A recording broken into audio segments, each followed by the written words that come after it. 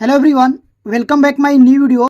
तो गाइज आज की इस वीडियो में हम लोग सीखने वाले हैं अंडर रूट 7 को संख्या रेखा पर निरूपित करना।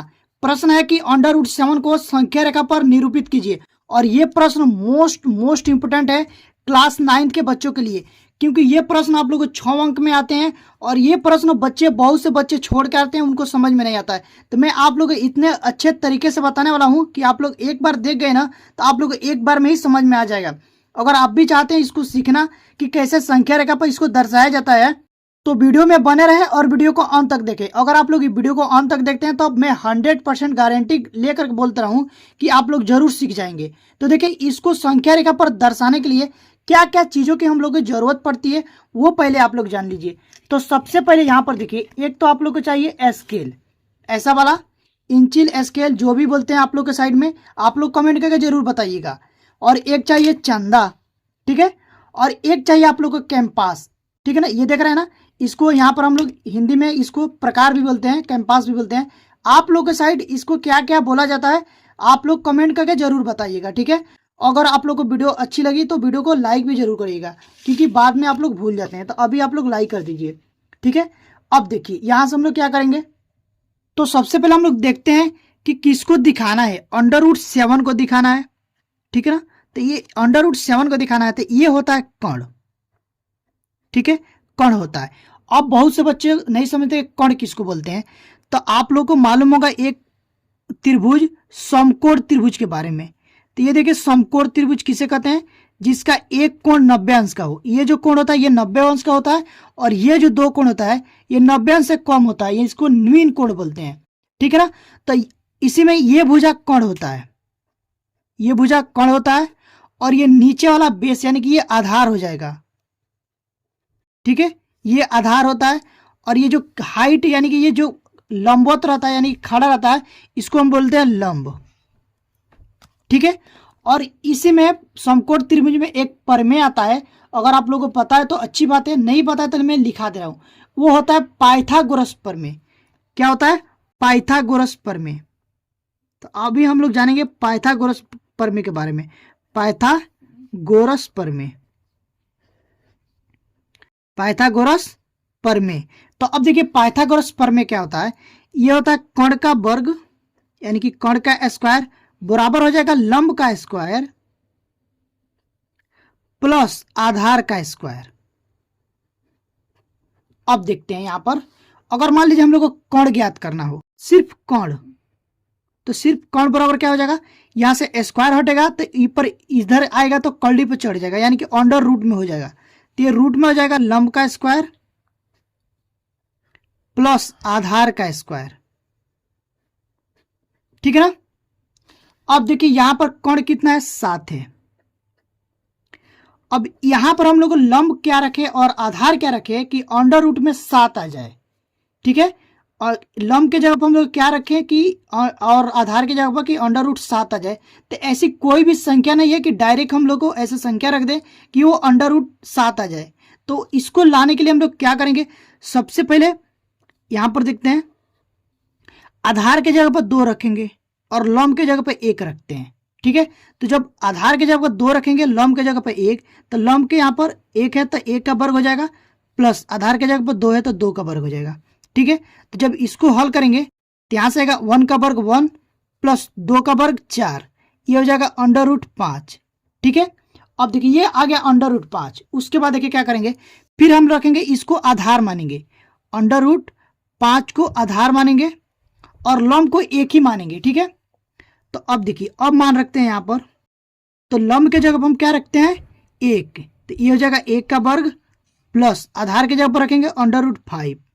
तो जब अंडर रूट 5 का हम लोग वर्ग करेंगे तो यहाँ से जाएगा अंडर रूट 5, तो ये हो जाएगा 1 का वर्ग 1 प्लस अंडर रूट 5 का वर्ग 5, ठीक है। तो ये हो जाएगा 5 और ये 6, तो ये हो जाएगा अंडर रूट में 6 यानी कि 6, ठीक है। अब देखिए अब हम क्या करेंगे, इसको मानेंगे, फिर से मानेंगे अंडर रूट 6 को आधार, ठीक है।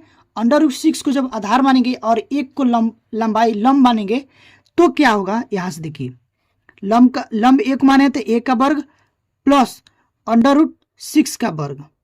तो अब देखिए यहां से क्या हो जाएगा, 1 का वर्ग 1 प्लस 6 का वर्ग, अंडर रूट 6 का वर्ग हो जाएगा आप लोग का 6, तो हो जाएगा 6 और 1 7, अब आ गया अंडर रूट 7। तो जब हम संख्या रेखा पर इसको दिखाएंगे ना, तो सबसे पहले तो हम लोग को 5 दिखाना होगा, उसके बाद 6 दिखाना होगा, उसके बाद 7 दिखाएंगे। तो चलिए इसको दिखाएंगे कैसे वो सीख लीजिए। तो सबसे पहले हम क्या करेंगे, यहाँ पे स्केल लेंगे, देख रहे हैं ना, स्केल की सहायता से एक लाइन खींचेंगे, यानी कि एक रेखा खींचते हैं। तो यहां से हम सबसे पहले रेखा ही खींचेंगे, ठीक है, एक रेखा खींच लेते हैं। यहां से आप लोग ऐसे तीर के निशान लगा दीजिएगा ताकि मालूम चले कि ये संख्या रेखा है, ठीक है। अब देखिए, और एक पॉइंट यहां से मान लीजिए ले लेते हैं, ये 0 पॉइंट है, 0 पॉइंट ले लिए। उसके बाद आप लोग को करना क्या होगा, ये जो आप लोग को कैंपास दिख रहा है प्रकार, इसके सहायता से कुछ दूरी लेकर के हम लोग कट पॉइंट लगाना होगा, ठीक है। यहां से चलिए इस पर यहां तक कट पॉइंट लगा लेते हैं, एक कट पॉइंट मिल गया, और यहां से एक कट पॉइंट, ठीक है। उसके बाद यहां से रखेंगे और यहां पर एक कट पॉइंट, फिर यहां रखेंगे और यहां से एक कट पॉइंट, ठीक है। और इसका नाम दे देते हैं, ये 0 है तो यहां से हो जाएगा 1 2 3 और 4, ये सब क्या है, इकाई में है, किसमें है, इकाई में है, ठीक है। अब देखिए, जब हम इसको संख्या रेखा पर दिखाएंगे तो सबसे पहले क्या करेंगे, यहां पर देखिएगा, पहले हम लोग क्या किए थे, लंब को 1 और आधार को 2 माने थे, लंब को 1 और आधार को 2 माने थे ना। तो यहां से हम लोग 2 इकाई ले लेते हैं, 2 इकाई बोले तो यहां से लेकर के यहां तक ये 2 इकाई है, यहां से लेकर के यहां तक ये कितना है, 2 इकाई, 2 इकाई है ना। तो इस पर क्या करेंगे, चांदा की सहायता से इस पर लंब ढालेंगे, यहां से देखिए इस पर रखेंगे, ये दूसरे वाले जो पॉइंट है ना, इस पर सेम ऐसे रखेंगे, इस पॉइंट पर, ठीक है, एग्जैक्ट इस पर रखना है, इसी पॉइंट पर। और इस पॉइंट पर रखने के बाद यहां से देखिए, यहां पर कितना है, 90 डिग्री, ठीक है ना। तो यहां पर एक पॉइंट लगा देंगे, ये हो जाएगा आप लोग का स्ट्रेट, यानी कि लंब हो जाएगा यहां पर। तो इस पर इसको मिलाते हुए रेखा खींच देना है, चलिए खींच देते हैं, ऐसे इस पर रेखा खींच देंगे, ऐसे लाइन ड्रॉ कर लेंगे, ठीक है। तो ये हो जाएगा। अब देखिए, अब हम लोग को लंब कितना लेना था, 1 यूनिट, 1 इकाई। तो 1 इकाई लेना है ना।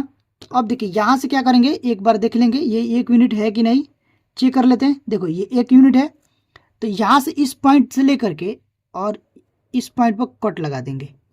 तो ये जो कट पॉइंट मिला है यहां पर, ये 1 यूनिट हो जाएगा, ठीक है। जब हम यहां पर देखो आधार 2 लिए हैं और लंब को 1 लिए हैं, तो कितना आया, कण का मान आया √5, ठीक है। तो ये भुजा आप लोग हो जाएगा √5, तो यहां से लिख देते हैं √5। 1 मिनट में दिखा दे रहा हूं, देखिए जब हम लंब को 1 और आधार को 2 लिए थे तो कितना मिला था, √5 मिला है ना। तो √5, अब क्या दिखाएंगे, अब पहले देखेंगे इस पर √6। तो √6 के लिए क्या किए हैं, ये जो आधार को लिए हैं √5 और लंब लिए हैं 1, ठीक है। तो इसको तो ये इसको मान लीजिए आधार मान लेते हैं इसको, और इस पर एक लंब ढालते हैं। तो लंब ढालने के लिए क्या करेंगे, इसी चांदा के सहायता से ये जो कट पॉइंट मिला है, इस पॉइंट पर लेकर के हम लोग इस पर चांदा की सहायता से लंब ढालेंगे। तो लंब यहां से इस बूंदी पाएगा, ठीक है। अब इसको मिलाते हुए रेखा खींचना है, चलिए खींच लेते हैं। यहां से लेकर के यहां तक मिला देंगे, ये मिला दिए। अब देखिए, अब क्या करेंगे, लंब ये 1 ही यूनिट लेना है और आधार लेना है कितना, √5। तो 1 यूनिट लेना है ना।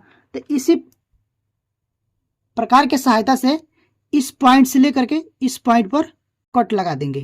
तो ये जो कट पॉइंट मिला है, इसको और 0 को मिलाते हुए एक हम लोग को रेखा खींचना है। ये जो पॉइंट मिला है यहां पर देख रहे हैं ना, ये तो ये आप लोग हो जाएगा 1 इकाई, और ये कितना हो जाएगा, √5। तो इसको मिलाते हुए रेखा खींच लेना। ये 0 है ना यहां पर, चलिए यहां से लेकर के यहां तक मिला देते हैं। तो जब हम आधार लिए थे इसको 1 √5 और 1 लंब 1 लिए थे, तो कितना आया था, √6 आया था। देख लीजिए यहां पर, जब लंब को 1 लिए थे और आधार को √5 लिए थे तो कितना आया था √6। तो ये भुजा कितने हो जाएगी √6। यहां से लिख देंगे √6।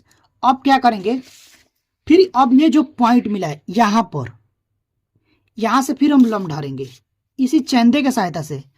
तो ये जो है ना यहाँ पर ये जो पॉइंट आप लोग दिख रहा है ये और ये पॉइंट को मिलाएंगे और मिला करके एकदम स्ट्रेट यहाँ पर 90 अंश पर एक पॉइंट लगा देंगे और इसको मिलाते हुए रेखा खींच देना है। तो यहाँ से देखिए इस पॉइंट को और इस पॉइंट को मिला करके हम एक रेखा खींच देते हैं। चलिए खींच दिए, ठीक है, ये रेखा खींच दिए। अब क्या करेंगे, अब हम इसी एक यूनिट लेंगे, एक यूनिट देखिए √7 को दिखाने के लिए लंब हम लोग को 1 लेना है और आधार कितना है √6 है। तो यहाँ से लंब ले लेते हैं 1 यूनिट, इसको थोड़ा घुमा देते हैं, ठीक है। देखिए इसको थोड़ा घुमाते हैं, देख लीजिए यहाँ से इस पॉइंट से लेकर के इस पॉइंट पर कट लगाएंगे, ये 1 यूनिट का है, ठीक है। तो ये जो कट पॉइंट मिला है, ठीक है, इसको और इसको मिलाते हुए एक रेखा खींचना है। चलिए खींच देते हैं, इसको और इसको मिलाते हुए रेखा खींचना है, ठीक है ना। और ये जो आप लोग को भुजा है ये है कर्ण, ये √7 है। कितना है √7। जब हम इसको आधार माने हैं और इसको लंब माने, ये एक इकाई है, ठीक है। तो फिर कितना √7 आया, तो √7 तो आ गया। बस अब इसको हम लोग इस पर रेखा पर दिखाना है, संख्या रेखा है ना, इस पर दिखाना है। तो इस पर दिखाने के लिए क्या करेंगे, यहां से ध्यान से देखिएगा, ठीक है। अब हम क्या करेंगे, ये जो प्रकार है इसके सहायता से एक लेंगे यहाँ पर 0 पॉइंट, ये जो 0 पॉइंट है इस पर रखेंगे नोक और इस पर ये जो पॉइंट मिला था इस पर रख देंगे। ये जो हो गया ना, अब दिख रहा है ना, इस पर रखेंगे और इस पर रखेंगे और इसको ऐसे करके मिला देंगे, ठीक है। और यहां पर जो कट पॉइंट मिला है ना, ये देखो 1 और 2 के बीच में ये जो कट पॉइंट मिला है यही है √7। यहां पर आएगा √7, कितना आएगा √7 आप लोगों को यहां पर आएगा 1 और 2 के बीच में, ठीक है। तो इस तरह से हम लोग को संख्या रेखा पर निरूपित करना होगा। तो आई होप कि आप लोग ये प्रश्न समझ में आ गए होंगे। अगर आप लोगों को प्रश्न समझ में आ गया है और वीडियो अच्छी लगी हो तो प्लीज वीडियो को लाइक करिएगा। चैनल पर पहली बार आए हैं तो चैनल को सब्सक्राइब करके बेल आइकन को प्रेस कर दीजिएगा ताकि जो भी वीडियो डालूं उसका नोटिफिकेशन आप लोग के पास तुरंत पहुंचे और आप लोग तैयारी अच्छे से हो पाए। तो गाइज अभी के लिए बस इतना ही, मिलते हैं इसी तरह के नेक्स्ट वीडियो में, तब तक के लिए थैंक यू फॉर वॉचिंग।